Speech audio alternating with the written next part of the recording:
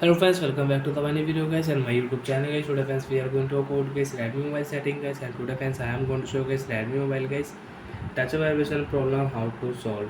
So friends, you have touch vibration problem in your Redmi mobile. So friends, how to solve touch vibration problem one by one, step by step friends we will talk about. So before starting video friends, first of all go and subscribe the channel guys, click the bell icon, like the video guys.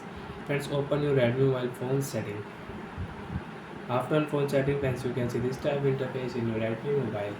So friends, in your Redmi mobile, can scroll it and friends click here sound vibration setting. After sound vibration friends, you can adjust volume, you can set ringtones. Friends, you want to on silent mode, so you can on silent mode and you can off silent mode.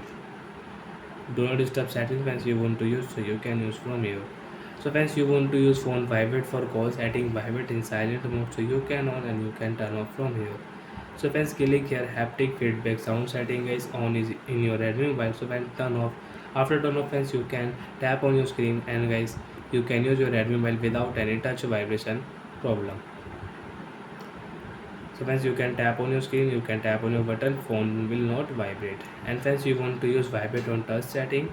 So friends, click here sound vibration and again click here haptic sound setting. And friends, if you click here, so guys your phone will vibrate. And friends, open your phone additional setting, sound vibration additional setting after on, and get tap sound is on, so we turn off tap sound also.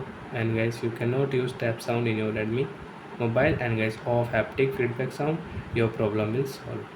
So like that friends, we can fix Redmi mobile touch vibration problem setting. So bye friends, thanks for watching the video. Friends, do you have any doubt in your Redmi mobile, so then you can ask me in comment section friends, I will check, I will help you. Bye bye friends.